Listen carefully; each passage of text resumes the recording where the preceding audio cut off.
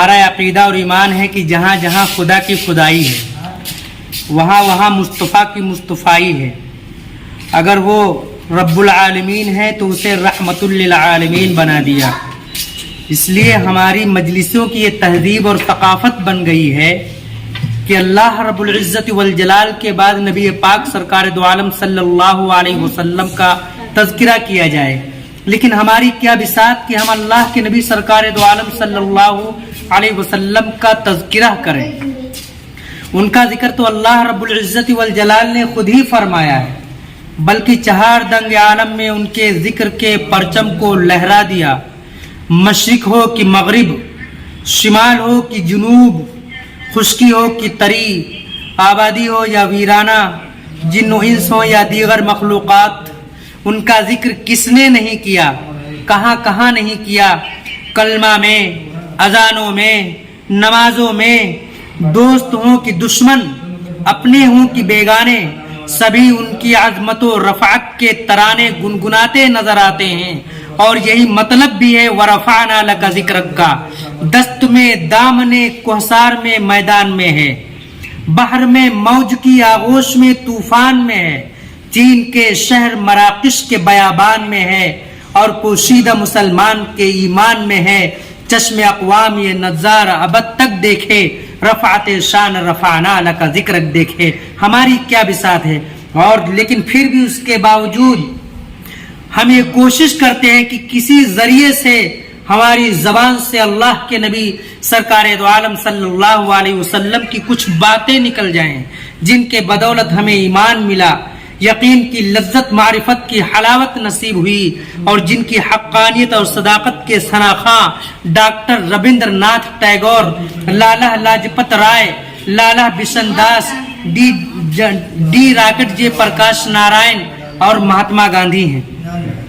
میرے محترم بزرگوں، دوستوں، وہ میں اس نبی کی بات کر رہا ہوں جس نبی پاک سرکار دو عالم صلی اللہ علیہ وسلم کے بارے میں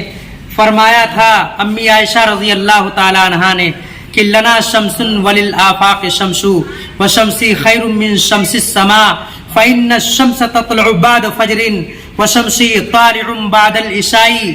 کہ ہمارے لیے ایک سورج ہے اور آسمان کے لیے ایک سورج ہے، لیکن میرا سورج آسمان کے سورج سے بہتر ہے، کیونکہ آسمان کا سورج ہے وہ فجر کی نماز کے بعد طلوع ہوتا ہے، اور جو میرا سورج ہے وہ عشاء کی نماز کے بعد نکلتا ہے. امی عائشہ رضی اللہ تعالی عنہا فرماتی ہیں فَلَوْ سَمِعُوا فِي مِصْرَ أَوْصَافَ خَدِّهِ لَمَا بَذَلُوا فِي صَوْمِ يُوسُفَ مِن نَقَدِ لواعی زلیخا لو رأین جبینہو لآثرن بالقطع القلوب علی الایدی،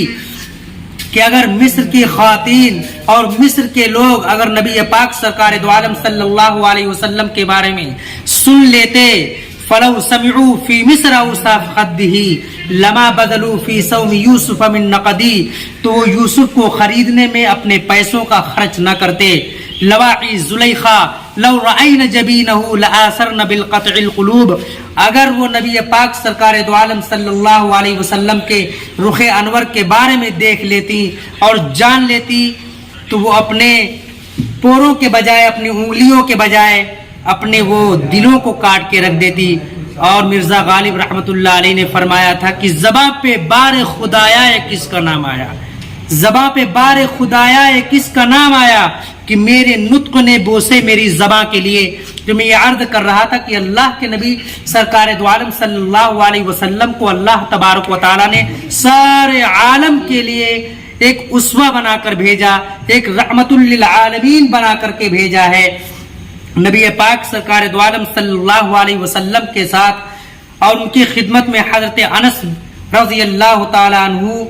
10 سال تک رہے، اور کہتے ہیں کہ کبھی مجھ کو اف تک نہیں کہا. ہم سب کے لیے ضروری ہے کہ ہم سب اللہ کے نبی سرکار دو عالم صلی اللہ علیہ وسلم کے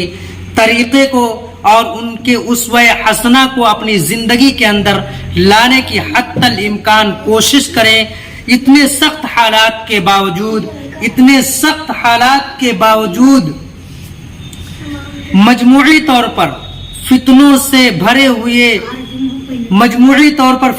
بھرے ہونے کے باوجود اور اسلام دشمن طاقتوں کے نرغے میں آنے کے باوجود